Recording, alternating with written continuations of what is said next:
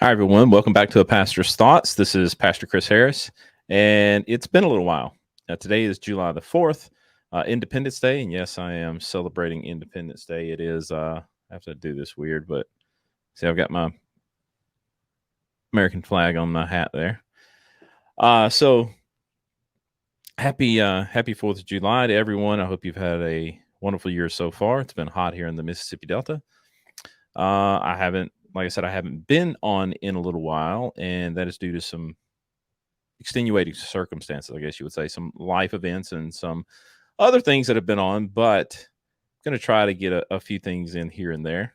Between this and my other channel, my firearms channel, it hasn't had anything posted on it in forever either, and I have so many videos to make over there. But today I've got kind of I want to say it's kind of something new. It's not a whole lot new. We're going to talk about Leighton flowers for just a little bit, and I may delve into a thing I got into on Twitter with a person you know as the idol killer, so Warren Mcgrew. There were some things that were said there that I could clarify, things that I said, but that's the reason I'm having this podcast this time too, is to clarify some things that I said on Twitter. Okay, so the reason why I started this, or I'm doing this video, is to clarify something I said on Twitter, and I want to do that. I've been debating back and forth on whether or not to do this. I mean, I could leave it like it is. Oh, but I said something that could be taken in the wrong way, um, even though nothing I said was untrue. So I think I need to kind of explain why I said what I said and what I was talking about when I said it. This is something that happened many years ago. I can't remember the exact date. Probably close to 10 years ago. It's a long time ago. But it was something that happened in at least a mostly public setting. So it happened on a Facebook group, so everyone could see what happened that was within the group, and there were many people there, thousands of people within that group. This isn't something that was a private conversation between two people. Is something that has been talked about in the public sphere that maybe people today don't realize, and that's fine.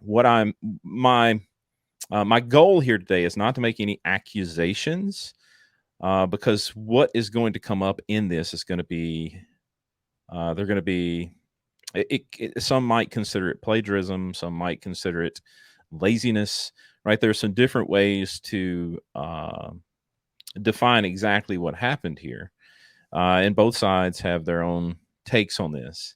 But what I'm not here to do is to take a stance either way, right? I just want to present what happened. So you will notice, or if you would like to look, once I show you where this Twitter thread is, you'll notice that not one time in the Twitter thread or in this whole deal, not one time did I say that Leighton committed plagiarism, right? That he plagiarized in this instance. I didn't say that. I'm not going to say that. I'm not going to make that accusation. I'm going to clarify what I said, right? And so you understand that I didn't tell an untruth here. There was nothing untrue about what I said. And this would have never come out had Leighton not done what he did, which is what I'm going to explain in a second. So let's take a look at this what started all this. And it's funny how things can snowball. All right, let me share this Twitter here. Okay, so Ron Hensel and Soteriology 101, which this is Leighton. Sometimes people can say, well, sometimes Soteriology 101, the handle in Twitter is there are multiple people that can run it, but this I have confirmation was Leighton. So they were going back and forth on what semi-Pelagian is, right? So it has to do with Ali Bonner's work, her work on Pelagius, which Ali Bonner is a scholar.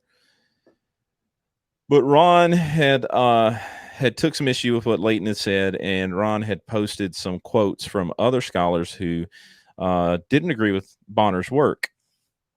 And so Leighton was snapping back at the post. Leighton didn't like the way that Ron was making these long posts on Twitter while refusing to have like a live debate with Kurt Jaros, because Kurt Jaros is involved a little bit here as well. We're not going to get into him.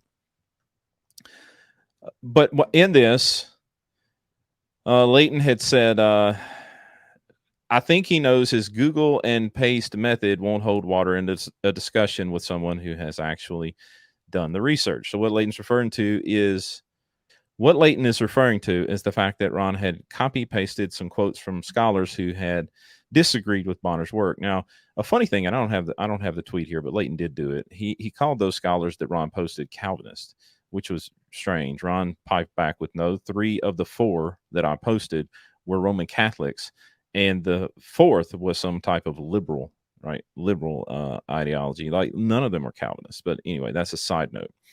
But Leighton is he's kind of digging on Ron here for using a Google paste method with other scholars' works, and then in this post under Baptist Bavink's post, which he kind of started this, Leighton says this, right? He says, it's not lacking humility to point out someone's method of copying and pasting from other scholars off Google while avoiding having a conversation, written or spoken, with an actual published scholar on the topic. Now, I don't necessarily completely disagree with this, but because of some history that I knew about Leighton, this kind of struck me funny. And you see my tweet back to Leighton here. And again, I don't hide myself on Twitter. This is my name. This is exactly who I is. This is exactly who I am, not who I is. Man, can't even talk. Sometimes Mississippi, huh? But anyway, I'm not an anonymous account on Twitter. This is who I am. I said this. I said, this is slightly rich coming from a person who literally copy pasted another author's entire bibliography as their own. And a little like just, like a type emoji there. So I would have never brought this up had Leighton not said what he did to Ron. Right? Because Ron had substance in his post. I'm not going to get into that topic here, but there was substance in the post that came from scholars that disagreed with and sought to refute what some of Ali Bonner's work. And I think Ali Bonner does great work at most of the time. I don't think her book was exactly what everyone puts it up to be, though. I'm sure it was good. I haven't read it, but I did watch an entire critique of it. Well, yeah, like a review of the book over on Puritan Fans channel with him and Dan Chappa. And I thought Dan Chappa did a fairly well job, a fairly good job of going through that. That's out of the purview of this video. This video is just me clarifying what I meant in this comment that I made. So the reason why I said what I said is because of what Leighton said to Ron. And I said this. So I got called out by, and you'll notice here that it says you're unable to read this tweet because the account owner limits who can view their tweets. Well, that is the provisionist perspective. Unfortunately, they have blocked me on Twitter. I like Eric and Drew, but they don't seem to like me too much because of my forwardness. I don't sugarcoat things. I tell it like I see it, and I'm not one of those who likes to play a lot of games, right? But anyway, they blocked me. But what they did is they were asking me, or they were saying, well, this is a pretty substantial accusation. What do you have to back it up? Now, I didn't want to get into details on Twitter. I got into just very few, but they were asking for evidence for exactly what happened. So what I'm doing today is I'm going to explain the situation. And again, I want to say it again before I get started on this. I'm not saying Leighton plagiarized, right? People will say that I said that. That's not what I said. I said that he copy pasted another author's entire bibliography as his own. And he did, right? Now, there are some other circumstances that are involved in this that I think if you dig a little deeper into it, maybe the best way to explain what happened was laziness. Okay. I'm okay with that. That's fine with me. Right. I'm not going to try to be definitive about it. I'm going to present why it happened, how it happened, and what the situation was. And then you can go from there. Now, let me stop sharing this. We'll come back here. And we're going to pull up another conversation that was had on Facebook between Tyler Vela and Leighton Flowers. Now, you're gonna jump at me from the get go that Tyler Vela is as an apostate, right? That he had deconverted recently. It really wasn't actually recently, but he deconverted from Christianity, and now why would we trust anything he says? Well, this happened years ago when he was still a professing Christian. Whether that was true or not was a discussion or argument, if you will, going back and forth between Tyler, and he graciously provided me with what he had saved on this, which I had this stuff at one point, but it's been so long ago. I think it was on Google Plus, and Google Plus is pretty much gone. I tried to grab it from there and I couldn't, so I reached out to Tyler to get it. Now, um, I love Tyler, and Tyler knows the deal here. Tyler, you need to repent, come to Christ in faith, right? I really want the old Tyler back, whether or not that old Tyler was being true. Um, whether or not that was true, I tend to say it's not. We're told even if we don't know, we're supposed to treat those who go out from us as unbelievers. So that's exactly what I'm doing, Tyler. You need to repent and come to Christ in faith. I would love to see you do that. You know the gospel, but if you need to hear it again, I'll give it to you anytime. Other than that, thank you for providing this documentation for me. So this was a conversation between Tyler Vela and Leighton Flowers about an article that that Leighton had written, and the article was called "Why Servetus is a Valid Argument Against Calvinism." Now, in the within that article, and I'll link that article below in the description so you can see the article. I might want to just pull it up here. I think I might. Give me a second. Okay, so now we have the article up here, and I don't know if you can read it or not. Maybe you can, maybe you can't. But this is an article up on Soteriology 101's website where Leighton goes through some accounts of Servetus and Calvin. If you don't know about that, a lot of people accuse Calvin of murdering Servetus. He actually didn't. Leighton actually even says it doesn't matter if he did or not. It's because of the principles that he believed. Fine, whatever. I'm not interested in that debate here. The article is an article on the site. It's just a blog article. And what is important to us is this right here. Now, you see this where it says this link for documentation. So it says yes, and it's a fact. And I've got to get my thing out of the way. There we go. Yes, it is in fact. Yes, it is a documented fact that John Calvin did believe torturing and killing those who held to false doctrines was justified. See this link for documentation.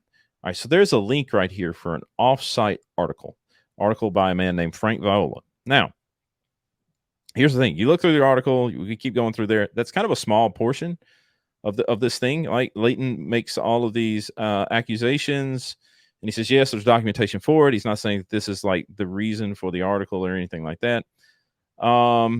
He makes a couple of other citations here that are in that same hyperlink type style. So you've got one to Moeller and maybe one to another, but it's just a basic blog article here. And we get to the end of it, and this is it, right? This is it. You get down here to some comments.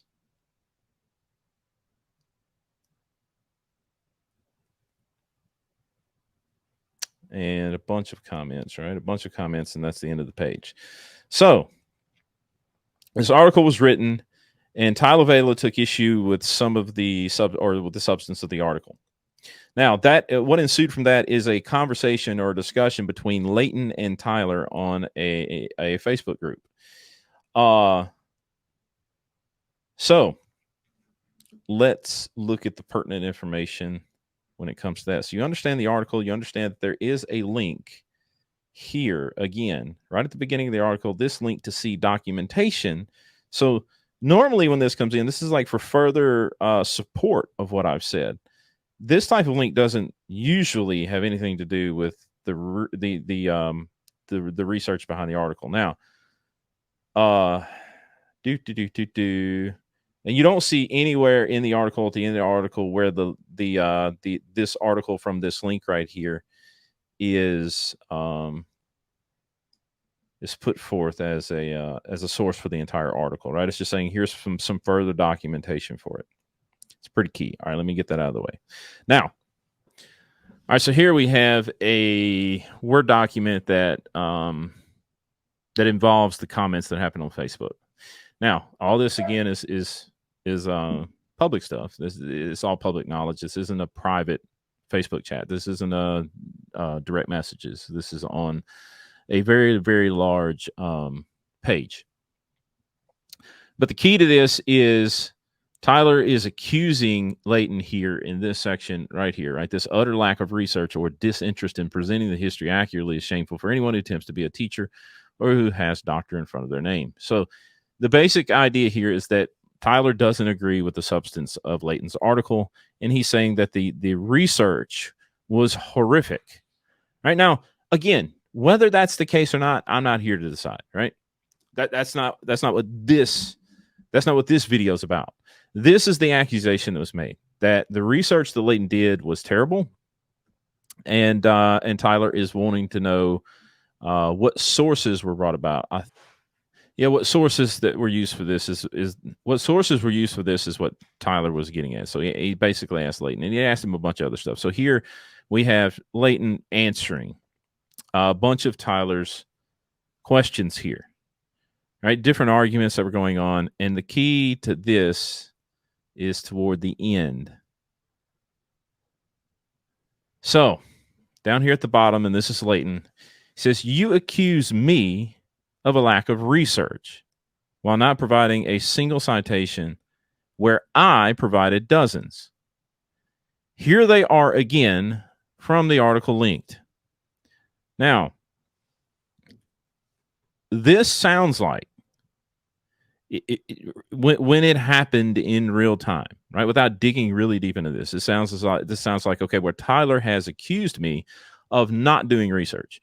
And Leighton is saying, you accused me of lack of research. You haven't provided a citation, and I provided dozens. Here they are again from the article linked. So you would think that what follows here would be the research that Leighton had done for the article. Now, what goes here is an annotated bibliography that is given with numerous books explaining where the sources came from. You've got Schaff, you've got Letter to Madame de Cagny, The Constructive Revolution by Fred Graham, Institutes of the Christian Religion, of course, by Calvin, Letters of John Calvin, Philip Schaff, Fear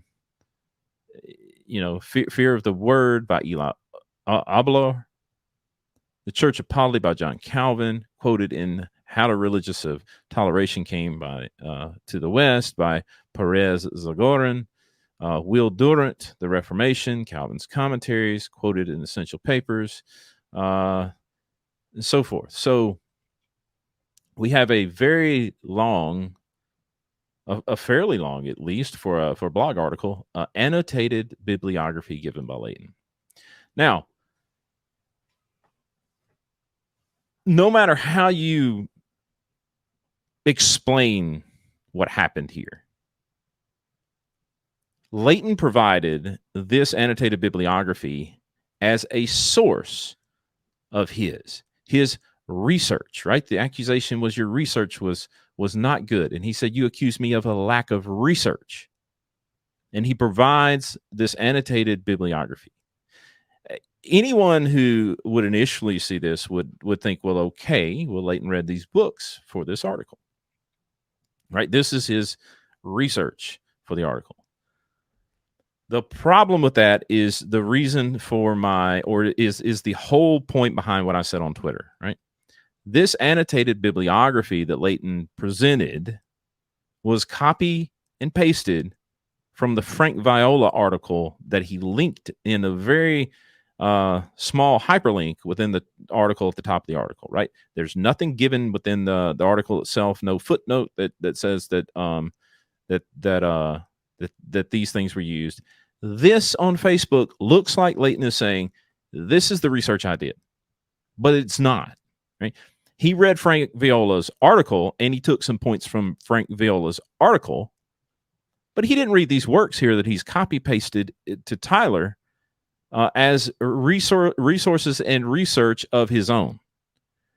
Now, here's the crux of the matter. Again, I'm not saying that Leighton plagiarized here. I think, like, if we're going to get into what I think, and I'm not going to get deep into it, but I think more than likely this is just laziness. But the defense given, the defense that Leighton gives to this is that he says here at the very end of his sentence, I'll show it here. Here they are again from the article linked. He's saying that when he said article linked, he's talking about that hyperlink I showed you in the original article of his, right? The one that says linked here for further support of this. The problem is he doesn't mention that here. He just says, here they are again from the article linked. Well, the article that they're talking about is his article, right? I mean, I understand what Leighton's saying, that he's saying in his defense, because Tyler brings this up, and Tyler actually drags this on for months, right? But he's saying that he didn't mean that this was the research from his article. He was saying this is research that supports my article. The problem with that is, again, he started out the sentence with, you accuse me of lack of research. Okay. So you would think that what's coming forth would be the research that he did.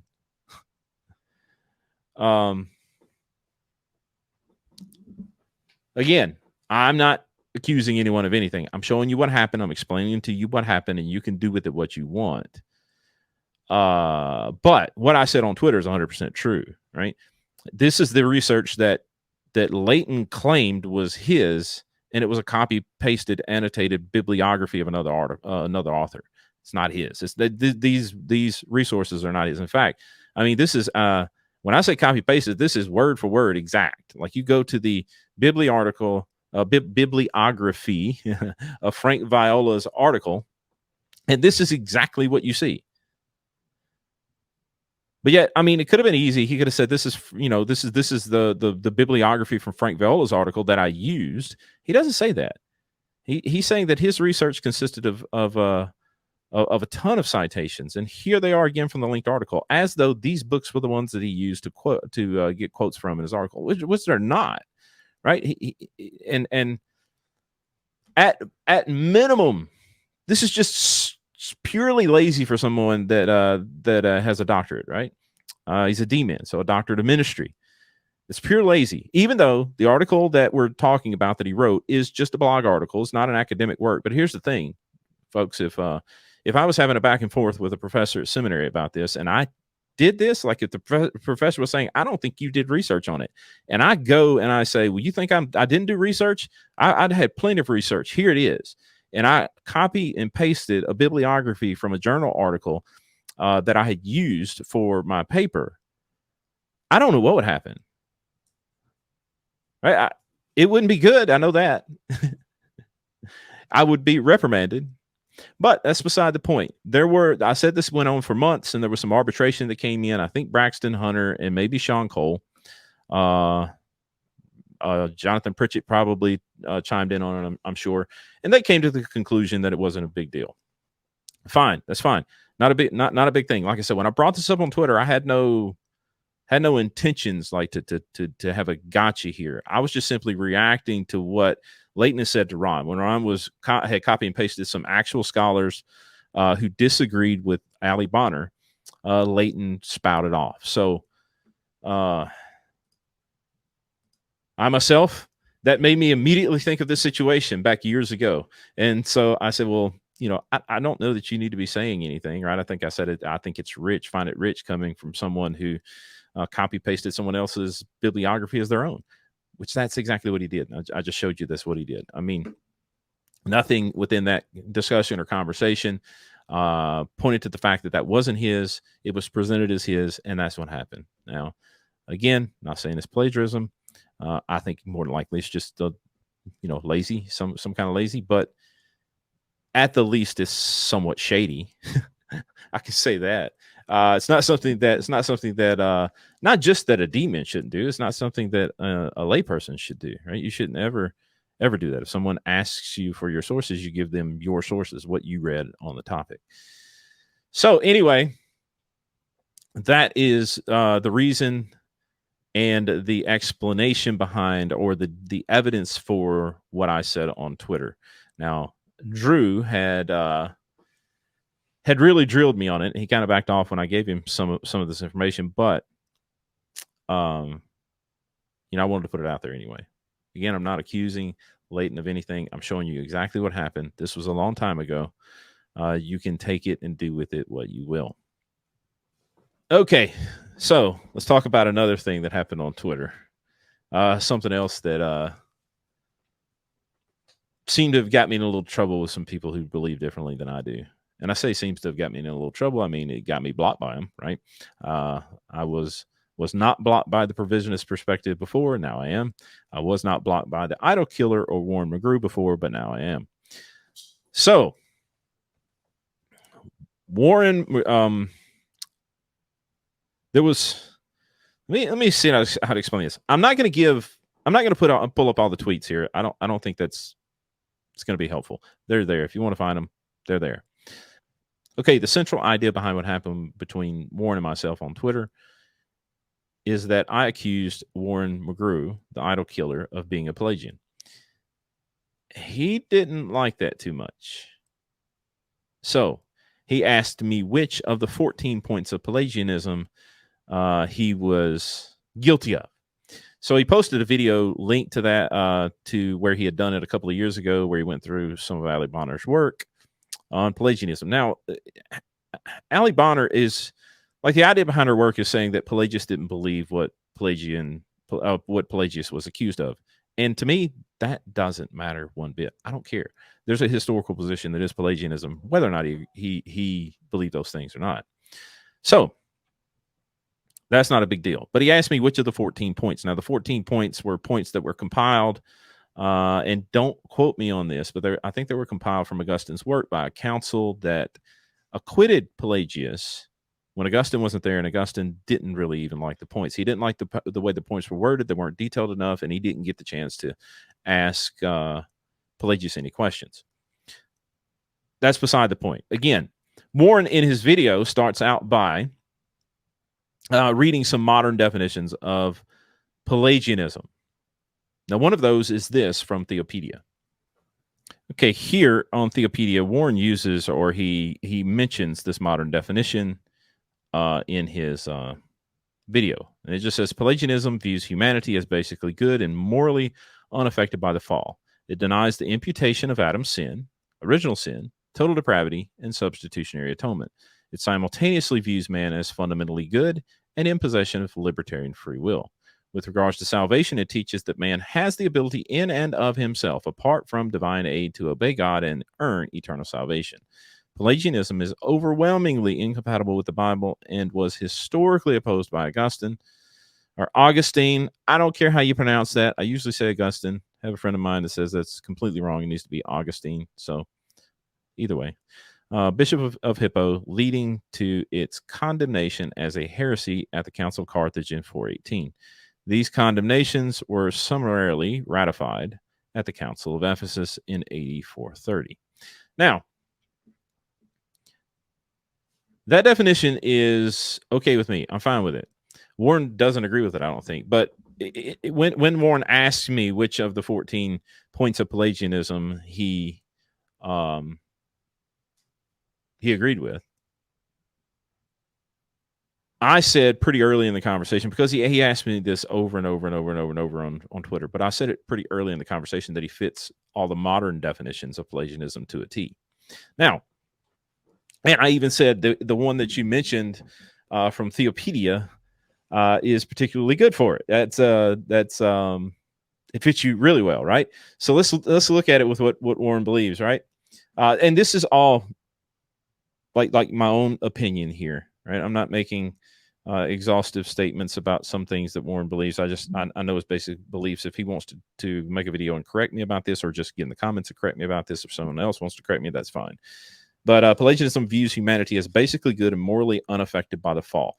I think this is a no-brainer when it comes to Warren. In fact, within the video that I'm talking about, that he made a couple of years ago, he made it a point when he got to one of the points within the 14 points of Pelagianism is that Adam, there was no substantial difference between Adam and us today, right? Adam pre-fall and us today. And he came back to refute that and say, well, that's not the case at all. There's a huge difference between Adam pre-fall and us today. And he gave environmental reasons, right? The fact that Adam was lived in a sinless world, and where we today are born in a sinful world, born into a sinful world. Right? No one refutes that, but that still doesn't get to the point of what is the difference between pre-fall Adam and anyone born today. I don't think he believes there's any substantial difference, right? And he can correct me on that if he wants. What I mean by substantial difference is a difference other than environmental, right? Other than this being a sinful world that we're born into. Right? This is some people. Right? Warren would not say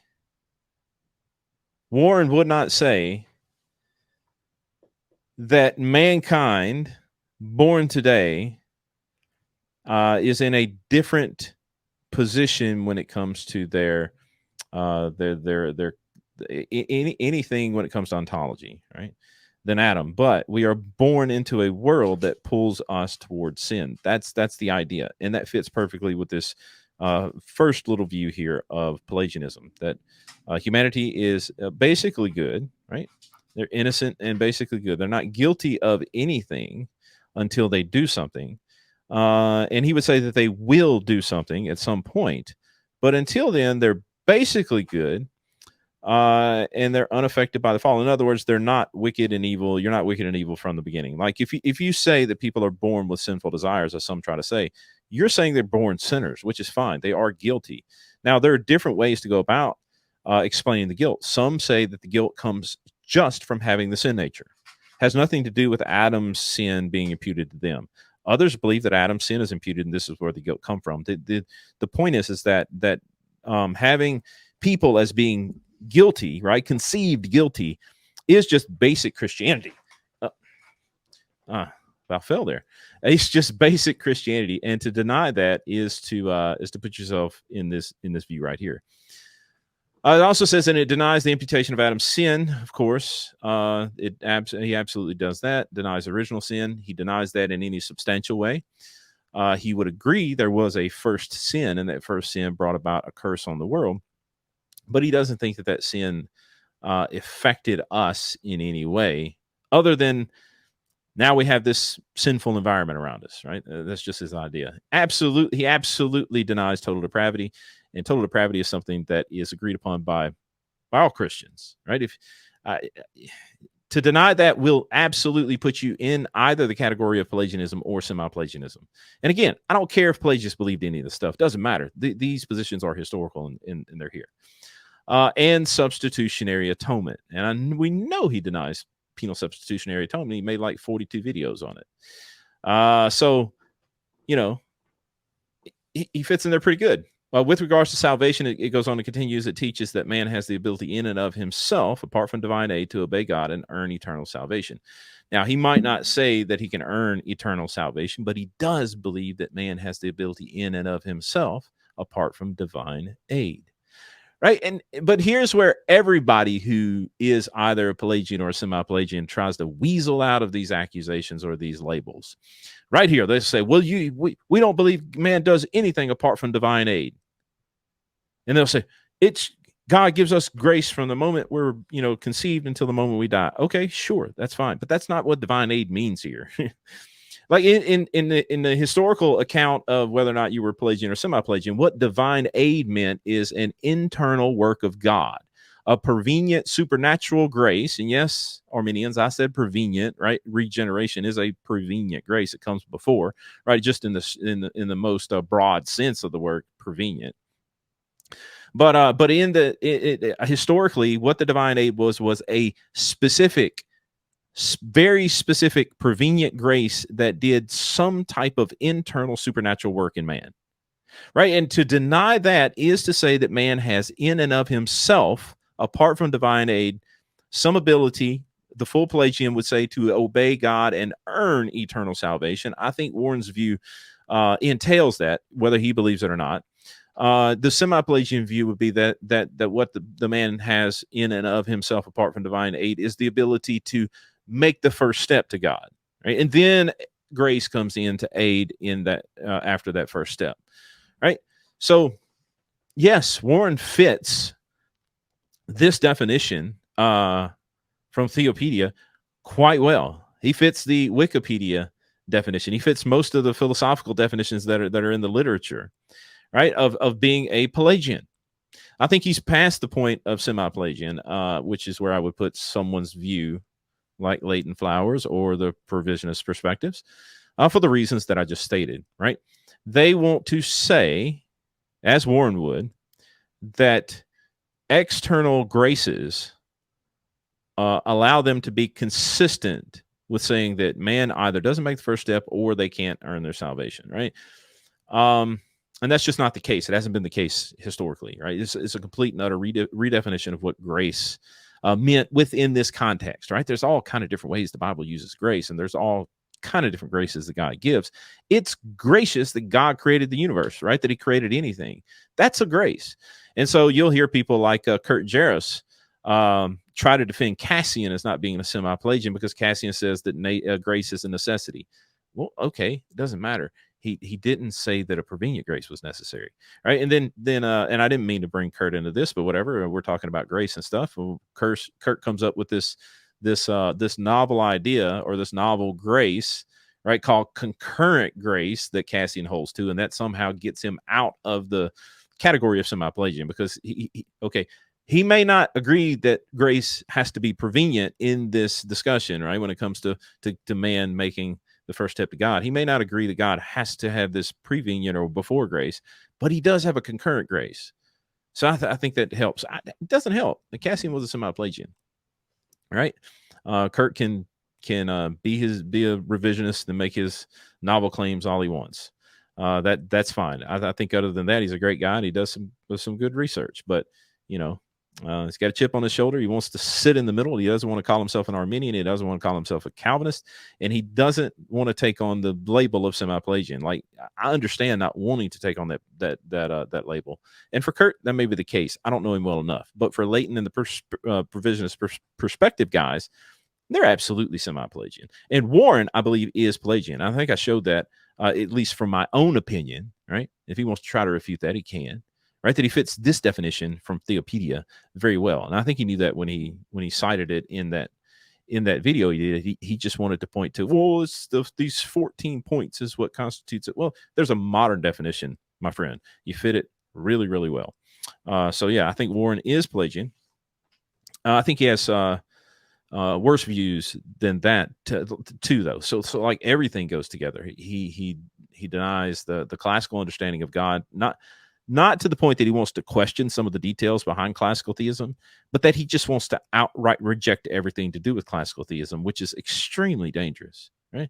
Extremely dangerous. So Warren, yes, I do believe he's a Pelagian. I do believe he is an unbeliever. I do believe he is a wolf in the church. I believe that his teachings are dangerous and they are leading people astray. I believe he is seeking to devour God's people at this moment, and he should be marked and stayed away from.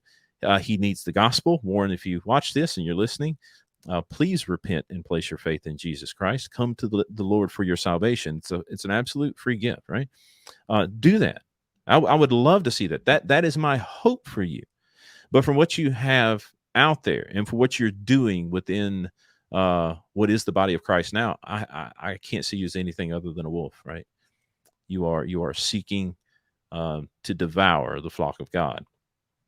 Don't do that, right? And those that are platforming him, they're not helping anything. I've actually, I reached out to Leighton in direct message through private messages to ask him not to platform Warren Mcgrew. And this is before I had come to the solidified position that he was outside of the body and a wolf.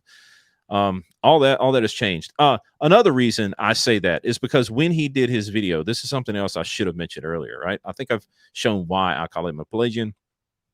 And why I hold him as a false teacher. But within the video, he gives the video that I will link. I'll link that video in the description, so you can go see it yourself. But within the video, he gives some history of Augustine, however you want to say it, right? He gives some history of it, and the history's fine, right? Like I've been through all this history of Augustine back years ago in seminary. But he points out that Augustine was raised in a family that was like split between his mom being a Christian, his dad being a pagan. Perfectly fine, no problem with that. And that Augustine, he had this pull towards certain things, and at one point in his life, he becomes what they call a Manichaean. Warren gets into like the details of how Manny arose and how he had this amalgamation of all these different beliefs that come together, and so he picked things from everywhere to put together, and he explained how Augustine. I'm going to say Augustine now. I can say either one, Augustine or Augustine. But he explained how Augustine was a Manichaean for about a decade, which is perfectly fine. That's the history. But then Augustine converted in a garden after reading Scripture and became a Christian. And here's like my problem with Warren. Warren gets to a point in Augustine's life, and Warren is giving a commentary, or he's trying to like tell things from Augustine's view. And he says Augustine is thinking this. He's like, Augustine is thinking back to his days of when he was a Manichaean, and he was saying to himself, well, I don't think those views, I thought they were bad, but maybe not all of them were so bad. And I could bring them over and put them into Christianity. Right. This is the problem I have. You're making stuff up in your head, and you're passing it off as though it's true. Where do you find Augustine writing those types of things? That these were the thoughts that were going on in his head when he came to some conclusions. Right. You are presupposing your own understanding of how Augustine came to his theology. Nothing in the history demands what you say. Right, but we can't just make stuff up like that. Like you could treat the history with a little more respect and say, well, it could be the case that Augustine did this, rather than just taking all this stuff as the absolute truth and then making up these narratives in your head and presenting it as truth. That's that's being deceitful, right? Absolutely being deceitful. So, right, to just make up these stories without any type of caveats or warnings about, well, this is how I think it might be, right? You just make it up like it's truth and present it like it's truth. Yeah. So I think I've said about all I want to say in this video.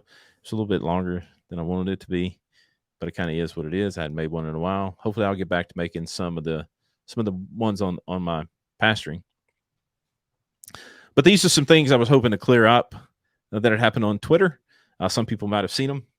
And I have no problem with discussing any of this. If someone doesn't disagree, put something down in the comments, ask me a question, we can talk about it. If you want to come on the channel here with me and talk to me, I'm open to that, right? Either way. But thank you for sticking around this long. And if you did, give me a like and a subscribe and a share. Other than that, I want you to have a wonderful day. And if you have not placed your faith and trust in Jesus Christ for your salvation, right? If you don't know that Jesus is the Messiah, the Son of God, and that you can believe in his name for your salvation and eternal life, I hope that you come to do that. It's a free offer. So all that is asked is that you believe in him, believe in Jesus and who he claimed to be, right? Do that. It's the most important decision you'll ever make in your life. Everyone have a blessed day. Goodbye.